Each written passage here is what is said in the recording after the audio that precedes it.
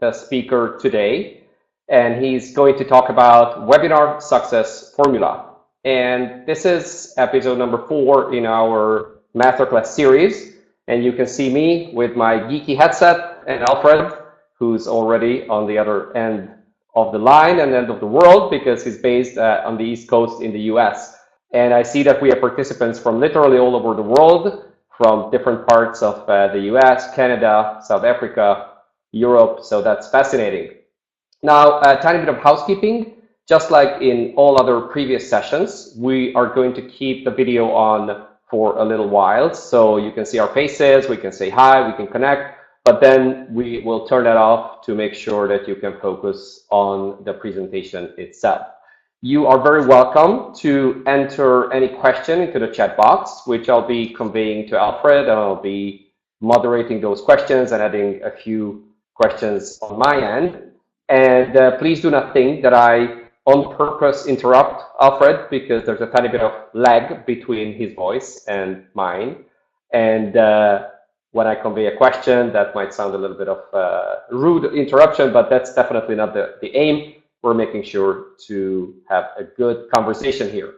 Now, I think I'll turn off the camera at this point, or maybe after the next slide when I say a bit of introduction about Alfred, because he's got a fascinating background. He started as a marine biologist, but right now he's a full-time speaker and he helps small businesses, and he's a writer who understands complex ideas and translates that into practical pieces of advice. And he actually graduated from Harvard College, and he's the author of more than a dozen books. So he also authored a book called Power Marketing for Small Businesses, How You Can Boost Sales with Low-Cost Video, which obviously is going to be a topic he'll be partly tackling as part of speaker advice and how you can leverage webinars and videos. So Alfred has faced many of the same frustrations that many of you possibly have. So he's going to explain why he decided to make webinars a major portion of his revenue stream and how you can actually do that too. Now, with that in mind, I'll pass the floor to Alfred and we'll switch off the video feed at this point. Thank you so much, Andres. I appreciate the introduction. Trying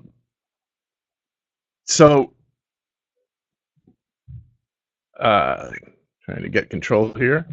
So as a speaker myself, I'm sure that many of you share the same frustrations that I've run into. We've seen a lot of the listings that you can find online about opportunities to speak, and in many cases you find that it's a low pay opportunity, or they expect you to speak for free, which is kind of a very frustrating thing if you're trying to make a living at this. It's also very frustrating because there's a long lead time. Often it's 6 months to a year, but between when you put in your application and when you find out whether or not you've been chosen, and even then you may not hear anything. If they chose somebody else, you just hear crickets.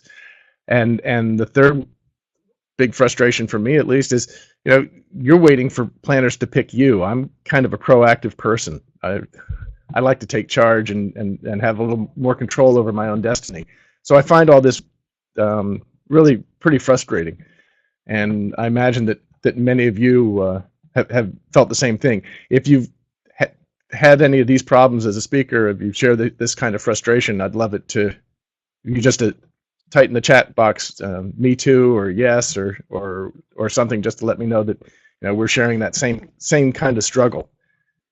Now, for me, I decided that I would try to do something about this, and for me,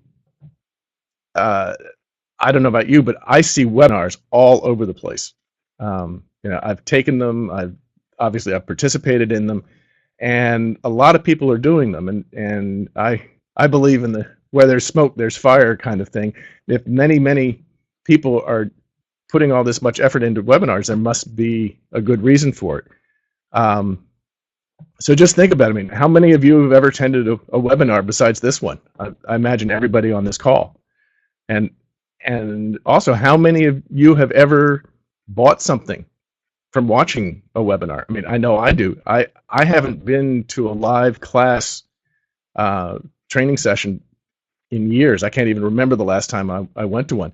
But I've taken all kinds of training off the internet, and almost all of that I've taken as a result of a webinar, and paid good money for it, because the webinar gave me an opportunity to get a taste of what the presenter had to offer and hear, their point of view. And sometimes it fits me, and I'll end up buying. Sometimes I don't, because it doesn't feel like a good match, or I don't feel there's value there. But the point is, the webinar is now the shopping mall, for at least for me, for when it comes to training. And there are thousands of other people who've done that.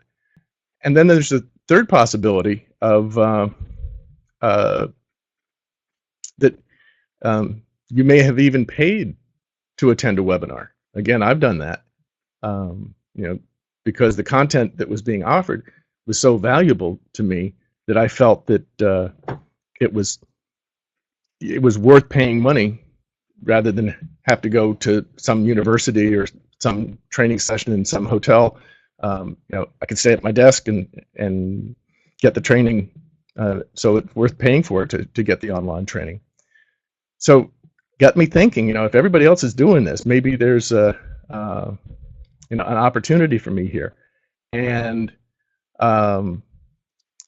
so after doing a lot of studying and taking some training last year, I decided this year that I was going to make webinars a key component in my in my business plan for 2016, and I'm well on pace to do at least a dozen webinars this year, at least one a month. So why did I do that? Well, let's just do some quick math. So if you think about it, let's say you had a speaking fee of $2,500.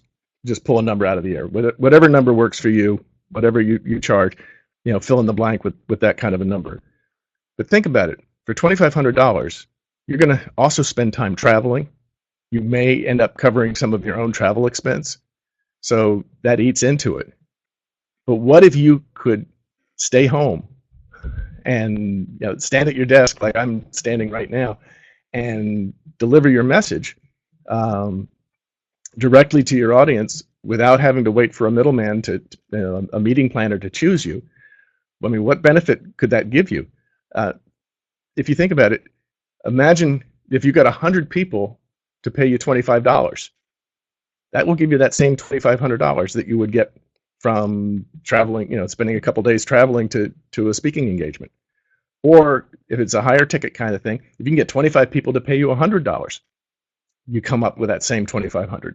So the math worked out for me. It made me realize that there was an opportunity here. And I've done both free webinars that lead to an opportunity to buy information products that I've got. I've also done paid webinars. The very first paid webinar that I did was about the kinds of wearable technologies that were shown at the CES show in Las Vegas last January. We took in thousands and thousands of dollars. We took over about $6,000 in my very first attempt at a paid webinar. So that the money's there, and it makes a lot of sense, because it's very difficult to get people to show up for a training session someplace. So that's the reason that I decided that I would focus more on webinars this year. Maybe, Alfred, if I could interject here something, and that makes me think, and it's a very interesting example that you brought, because I think a lot of people think about webinars as a classic conference or as a classic workshop, where the entrance ticket must be fairly highly priced, and then the alarm bells go off and say, well, if I were that customer, I'm not sure I would pay $100 for a webinar. But then again, given the scalability and the relative unlimited ways you can do a webinar, I mean, unlimited in the sense that there's not necessarily a limit how many people can participate. So even if it's a relatively low price, the maths can easily add up. Exactly. So let me just very quickly tell you a little bit about myself. Andres covered a lot of this, but basically I've had a very successful career in explaining things to people. Started off with teaching to middle school students, but have gone on to worked in public relations for school districts, and then had a long run writing for major computer magazines, including PC Magazine, for more than 20 years. And as Andres mentioned, I've written more than a dozen books, and now I'm doing speaking. And basically the common theme here is that I've been very successful at explaining things to people in a way that they can use and make practical use out of. And so that's why the webinar strategy fits in so well for what I'm trying to accomplish. So let me just start off with the finish. This is the punchline for my presentation, and that is, in order to have a successful webinar program, you need three components. You need content, you need audience, and you need technology.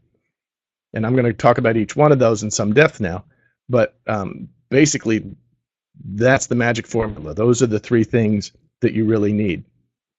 So let's step through these one at a time and see what we get here. So content, and here I'm sure I'm preaching to the choir. You wouldn't be on this call if you didn't already have a content that you've developed, a brand, a position, or something that you want to talk about, something you're passionate about. And maybe it's a personal story, maybe it's some knowledge that you have. But the important thing about it is, it's not just enough to be passionate. It's not just enough to know everything about it. One of the favorite sayings is that if you build a better mousetrap, the world will beat a path to your doorstep. Well, the fact is, that's not true. It doesn't matter how great your mousetrap is. If people don't want it, if people don't know about it, they're just not going to come to you. So to me, the important thing about your content is, one, it's got to be information that helps people, makes them feel better, gives them hope, inspires them, tells them how to do something they don't know how to do. I mean, for me, I'm much more focused on the things that are actually going to help them be more successful in their business, in whatever they're trying to do. So for me, the first point is it needs to be helpful. The second thing is it needs to be valuable. Now, even if you're giving a free webinar, you're asking people to give up on, typically a half hour to an hour of their time. And that's very, very valuable. And so if they're going to give you an hour of their time, you better make sure that you give them something that makes it worth it for them to do that. And then the third point that I want to make about your content is you need to make sure that people want it. And this sounds kind of silly, but I can tell you that one of my favorite mistakes that I've made over and over in my career is that I am very good at building the products that I think people need, but I don't, for a long time I didn't pay attention to what they want. So what people need doesn't really matter. What people want is, you need to give them what they want, and through that you can give them what they need. But you want to make sure, through testing the market or however you want to do it, surveys, you want to make sure that there's a market for what you're offering. Andres, do you have a question? Yeah, I think I totally resonate with that. So in terms of the needs and the wants, and I think one of the most difficult things for speakers, and especially for up and coming or aspiring speakers, is finding whether your topic or what you talk about, which box does it fit in. We often think that just because I can inspire people, or just because I have a topic about marketing or bullying or social media, whatever it may be, people will want it. And it's really trying to test the market with different topics. And I think a good way of doing that could be testing it, whether through ads or just simply writing content as blog posts or other, and just seeing the reaction. So I think it's a very important piece of advice to keep that in mind. And curious to hear from you, how did you decide or find what topics you will talk about? Which box does it fit in? Well, I start off with the passion, the things that I care strongly about. I mean, obviously, one of the things I care strongly about is my own speaking career, and I've had some success, and people have come to me and said, "Gee, how did you do that?" And so, responding to their interest has led me to create programs like this to help give back and share some of the things that I've learned.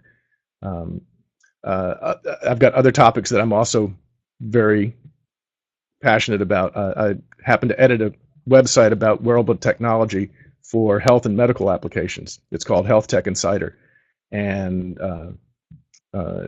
it's an area that I am very excited about, and so that's something that I also have talks about that I deliver. In fact, I'll be in Melbourne, Australia next March as the keynote speaker and for a digital health show that's going to be there. So but basically I start with the passion. This important step though is, as you say, is you got to test the market. And you mentioned a bunch of different tools that are useful. One of my favorite tools for testing the waters, so to speak, is to use surveys. And my favorite tool for using surveys is Google Forms. It's free on Google. You can create a survey form that has multiple choice questions or open-ended questions or all kinds of things. And so I use that a lot. You can also customize it so it looks like the rest of your pages. So that it's a very powerful, easy tool, and the best thing of all is it's free, and you can get some really valuable information. One of the important things about that is I also make sure to ask open-ended questions where people have to type out an answer. And the reason for that is when people respond to you that way, you will learn what language they use to describe the problem and how to and what sort of solution they're looking for. And so that actually gives you the language that you'll need to be able to pitch to them effectively. So anyhow, there's a lot about content, but we need to move along in order to stay on pace here. So the two big pieces remaining are audience and technology, and these are the things that a lot of speakers see as big challenges.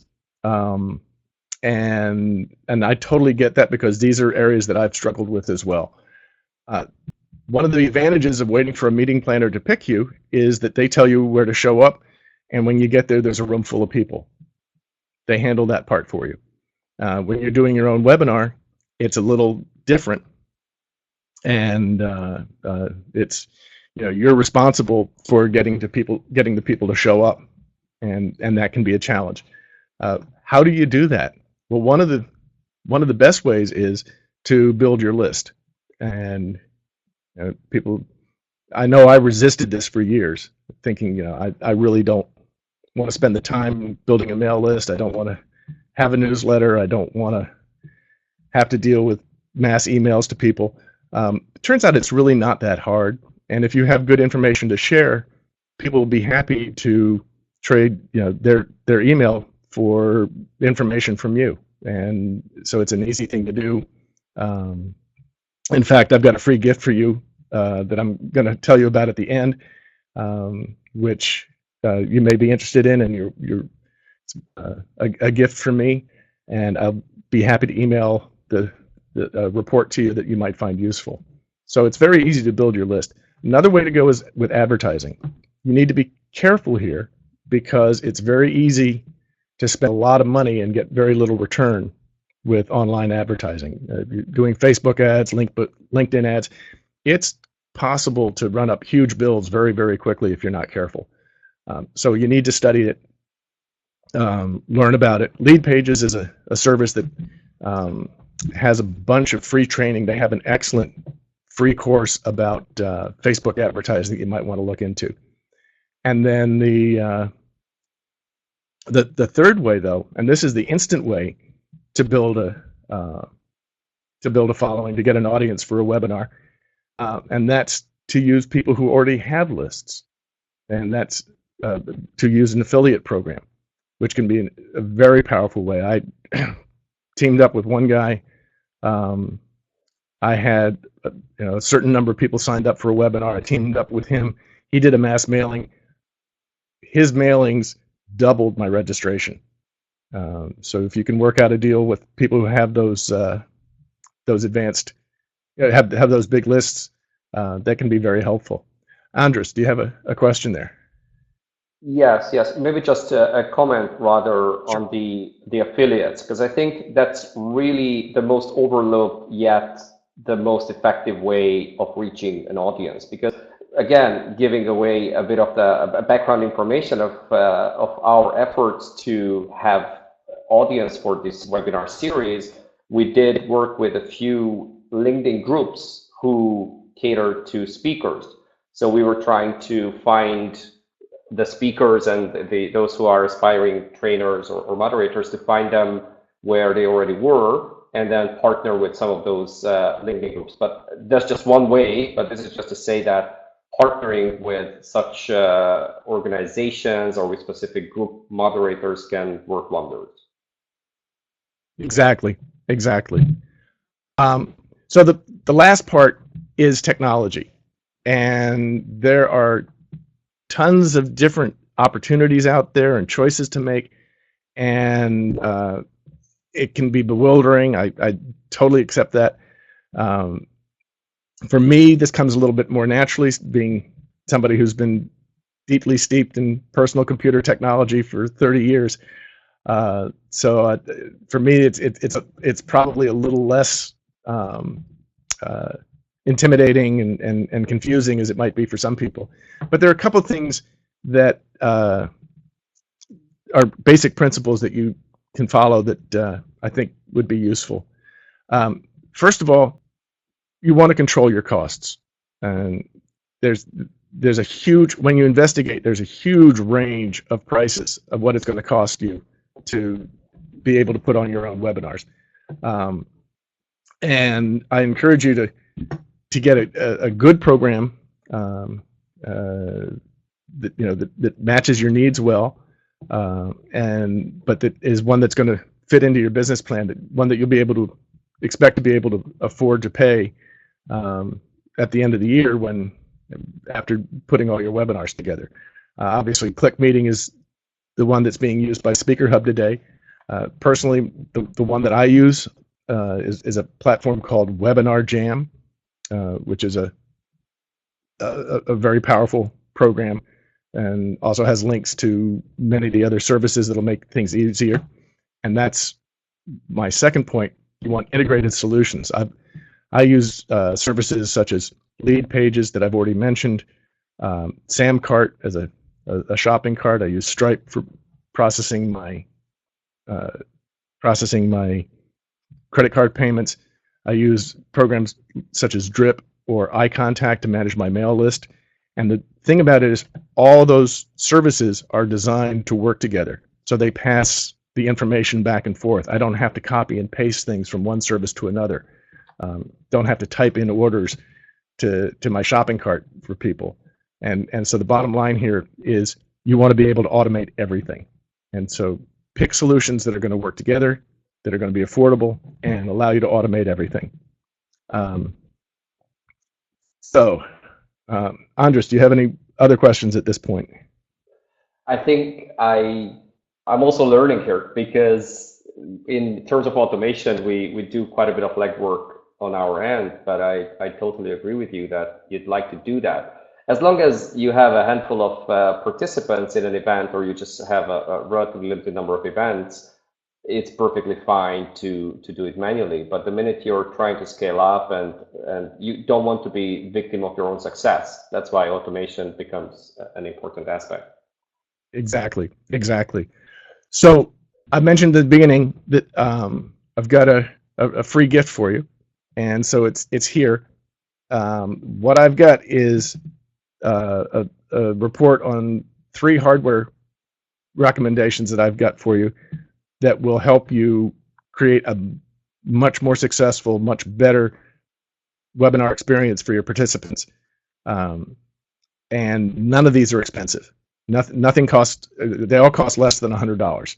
And one tip that I showed Andres before as we were warming up, showed him a lighting tip that will make a huge difference. And the device that I use costs less than $7. How did you like that light thing that I showed you, Andres?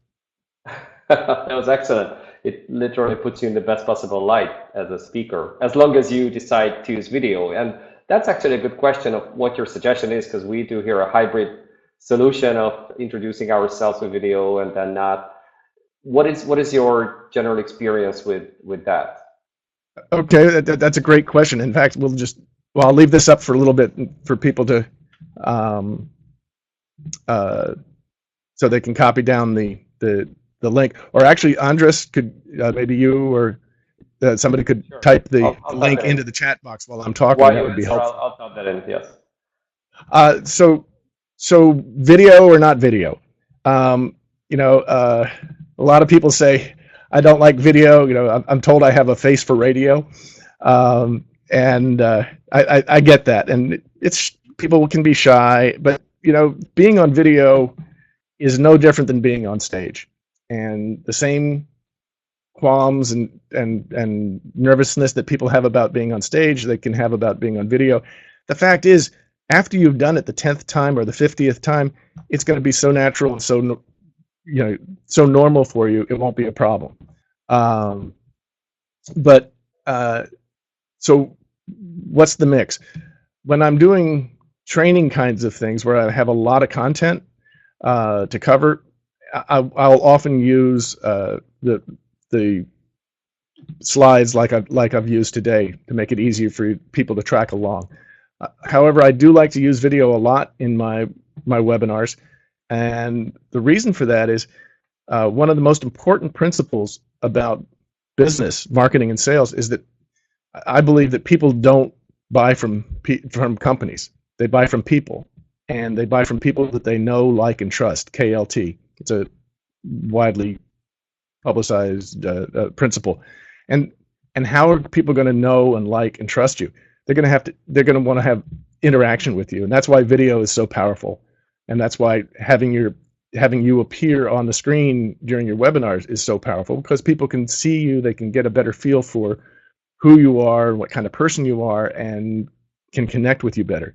So my default mode is to be on camera and then add the visuals as needed, but rather than start with the visuals and add the video as needed. So does that help?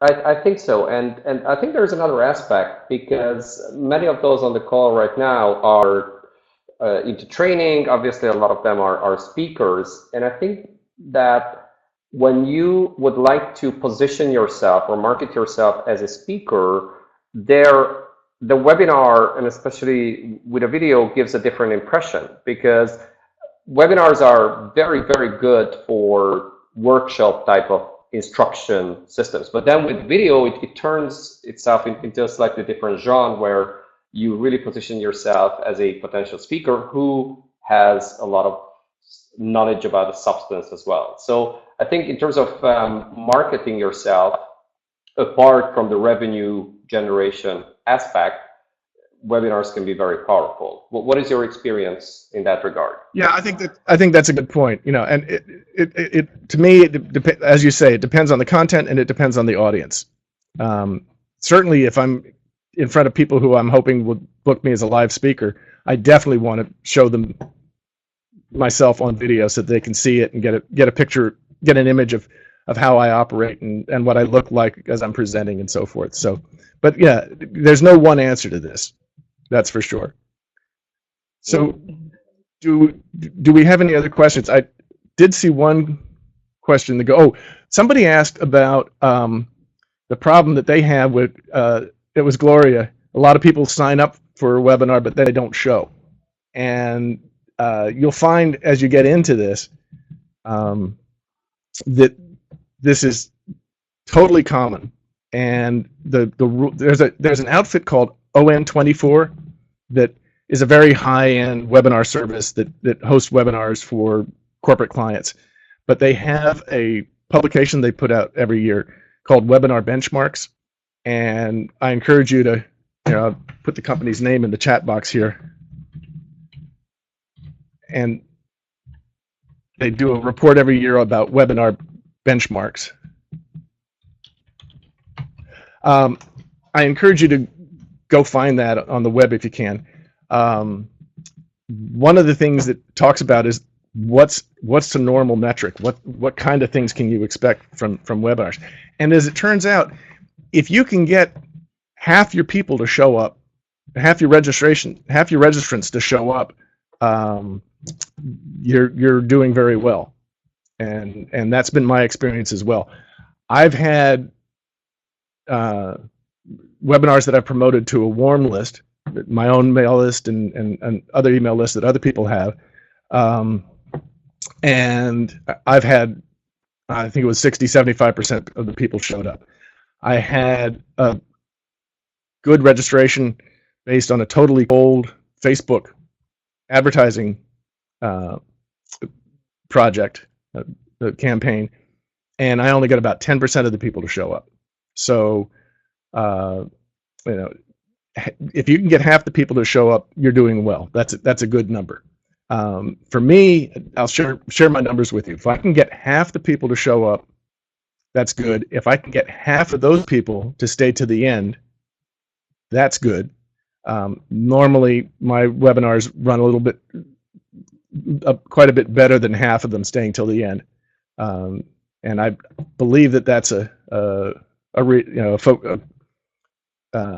result of the fact that I focus so much on trying to deliver quality information.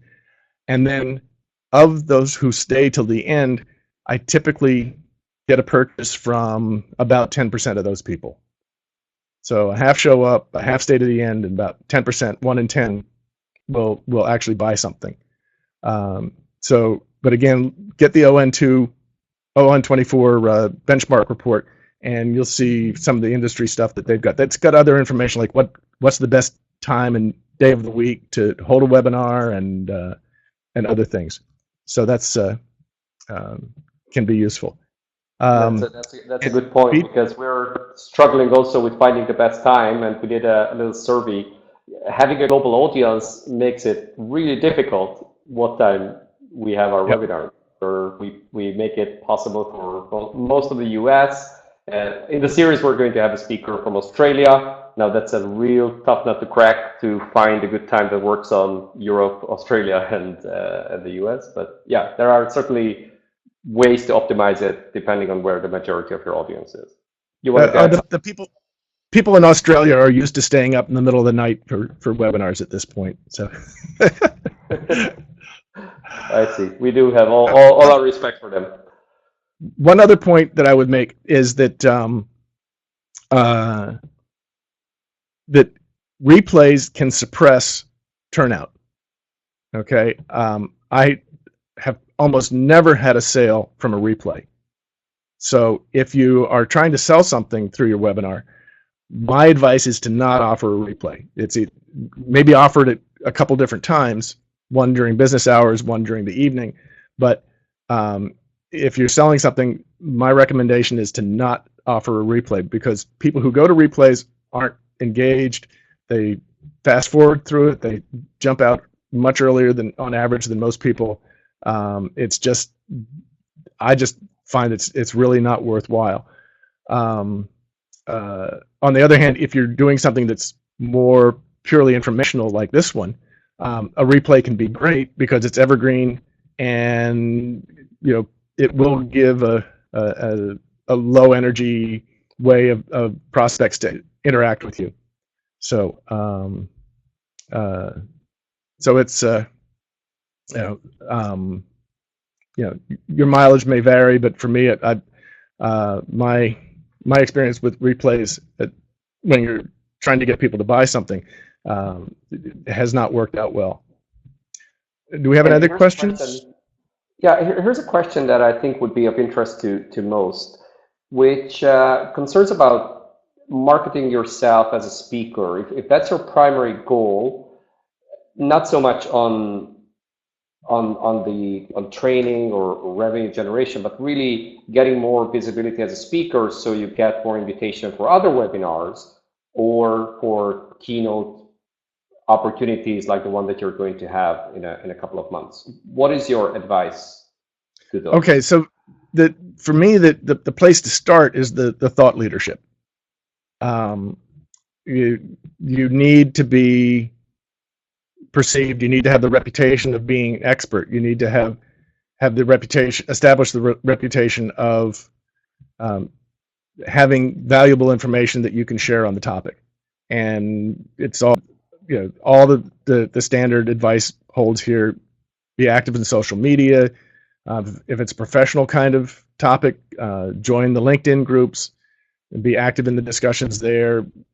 So people are used to seeing your name and hearing the kinds of views you have got, and just so you have a presence. Again, holding webinars to build your speaking business. If you're looking to get booked, one of the things to keep in mind there is it's rare that your audience is going to book you. In other words, your target audience. So say you have a topic that appeals to human resource managers. Okay, it's not the human resource managers who are going to hire you to bring you in.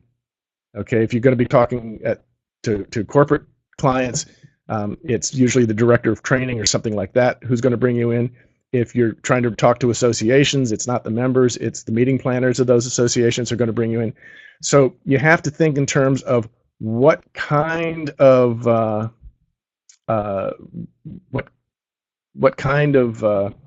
content can you offer that will be of interest and useful to the people who are going to be making the decisions.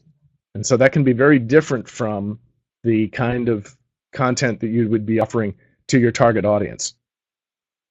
Right. So that's a very, very important piece of advice. And maybe you can try to, with that in mind, you can try to urge those members of the audience who would be in touch with those who make the decisions. So consider much of your audience as influencers and urge them to say, well, if you like this, why don't you recommend that to the person in charge who's going to organize the next Congress or national meeting or similar event. I just want to, I see that Gloria and Marcus are having a conversation in the chat box about what to do with replays, and Marcus mentions that some people take a replay and try to sell it again as a live event. And boy, I just had that experience as a consumer with a recent training that was offered by an individual who I won't name their service, but I watched the original and then I watched the replay, and they made the replay. They didn't sell the replay as a replay. They sold it as a live event, and it was in fact a replay of the one that I'd already watched. And I go back to my original point about know, like, and trust. And trust is such a fragile commodity. It's so easy to blow it up. And when you do something like that, it immediately, at least for me, it immediately makes me, as a consumer, doubt everything you say. Because if you say this is live and it's clear that it's not live, then what else are you lying about? It's not transparent, it's deceitful. And so I may not have the most effective marketing and business strategies out there, but I will tell you that my integrity is the top concern, and I'm more than happy to give up a few sales in return for being honest and open and transparent and building trust with my audience. So my advice is don't do anything that will give your customer or your prospect an opportunity to doubt you. And trying to pawn off a recording as a live session, I think, is an excellent way to blow up that trust. So that's absolutely true. Here's a question, Alfred, before we finish in a few minutes, is what type of topics do you think would fit for a webinar and what would not? So what is the kind of topic or subject that you think would just simply not be suitable for a webinar and it should be handled in a different format, perhaps in an in-person format? Exactly. Good question. For me, webinars are really best suited for what I would call a one-way flow of information. We have the chat box, we have other tools at our disposal, but for the most part, webinars are a bit distant, and it's really hard to have effective interaction between the presenter and the audience. It's not like in a live audience where you're making contact, where you can ask a question and get into an exchange about it with everybody listening in. So for me, the kinds of content that are best for webinars are the ones where you're providing useful information, and two, in a way that showcases your talent and your knowledge, and it's really the start of a conversation. It's not the conversation in its own. If you want to have a heavy audience interaction, if you're going to be doing, working out examples with people live in the audience, I think live works better for that. So as for the kinds of things where you're sharing information, I think webinars work really, really well. But where you're trying to, where you need more of that workshop interaction kind of thing, there are other platforms that work better. Either live, there are online ways of doing it, but your typical webinar is not the best way. I agree, and I think that given, of course, we're trying to be as close to our audience as possible, but given a relative lack of intimacy that you could easily get in a room with in-person participants, I think if a training is more about getting people to open up and share information, probably an in-person format is better. But webinars are fantastic for that sort of information flow. Here's a question to Alfred about what technology exists that allows the presenter to appear on screen alongside content.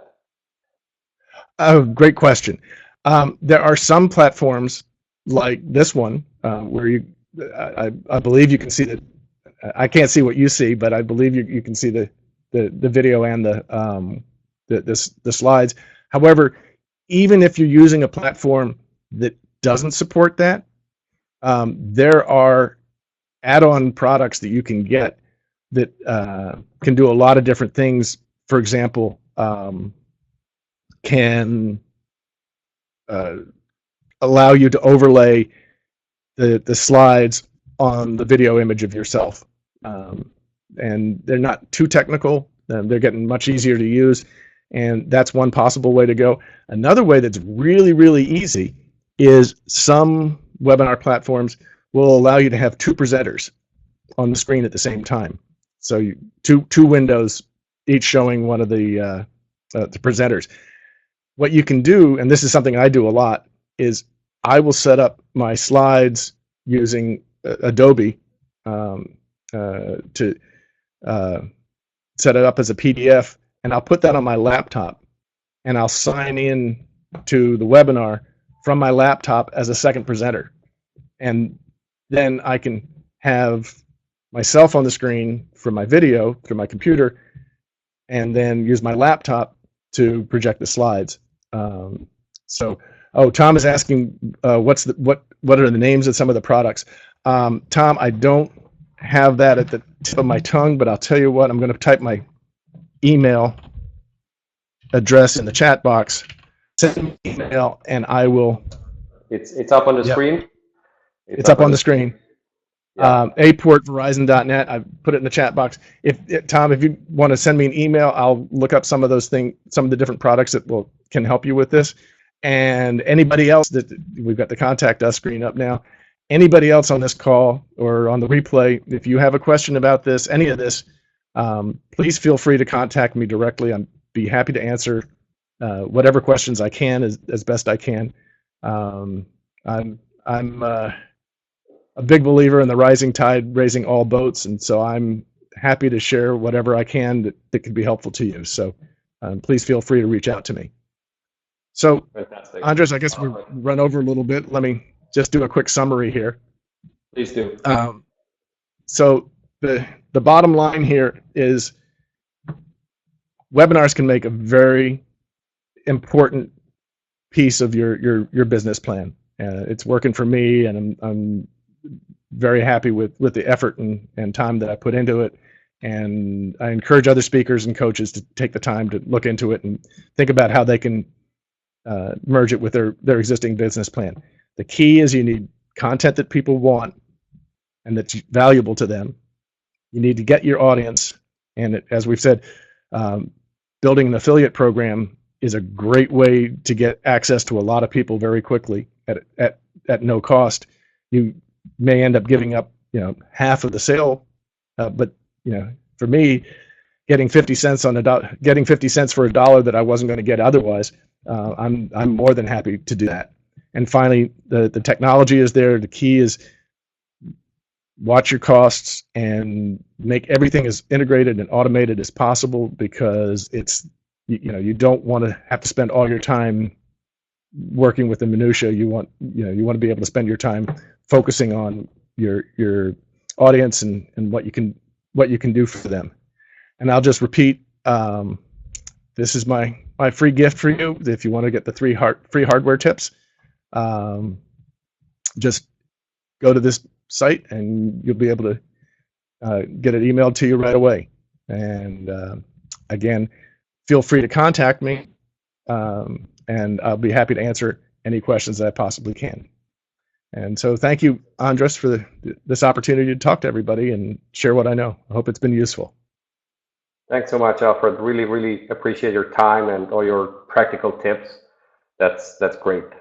Now, all that's left for me is to remind everyone about the next session, which is happening on the 9th of November with Sufit, who's an author of a book called Speakers Step into the Spotlight.